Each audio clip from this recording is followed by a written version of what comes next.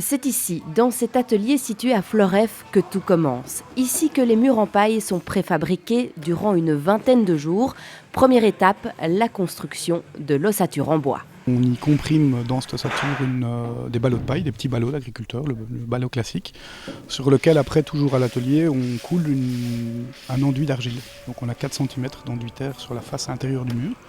On intègre déjà les techniques, les blochers électriques pour essayer d'avoir un gros œuvre le plus abouti possible.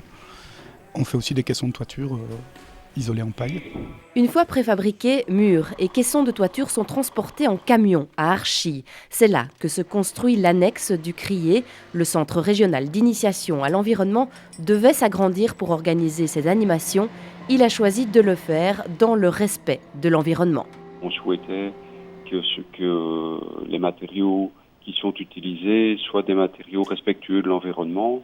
Et donc, ce qui va être tout à fait le cas ici avec des murs en paille. Donc déjà, effectivement, la capacité et le coefficient d'isolation du ballot permet de faire de la maison passive.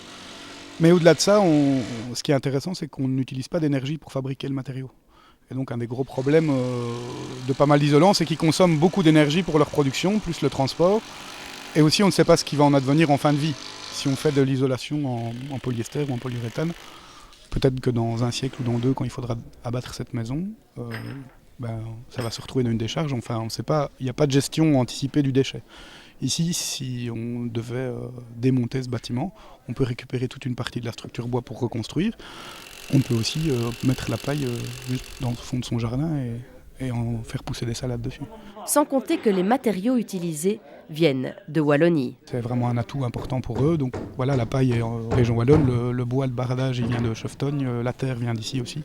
Et contrairement à l'histoire des 3 petits cochons, ces murs de paille épais de 50 cm sont capables de résister au temps. On a des retours d'expérience sur une maison à Paris, qui est la maison Feuillette. C'est la plus vieille maison en paille connue aujourd'hui, enfin en ballot de paille en tout cas, qui a donc un siècle et qui est encore aussi performante qu'au premier jour, qui répond aux normes d'isolation actuelles.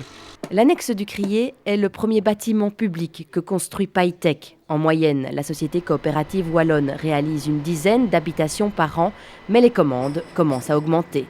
Ce début d'année est vraiment intéressant, on voit que les gens ont de plus en plus confiance. Le fait de faire un marché public, on espère que ça va encore aider un peu plus. On a ce mois-ci répondu à 30 demandes de prix pour le mois de janvier, donc c'est encore. On a des projets pour faire une crèche, une école, on commence à avoir des projets intéressants comme ça.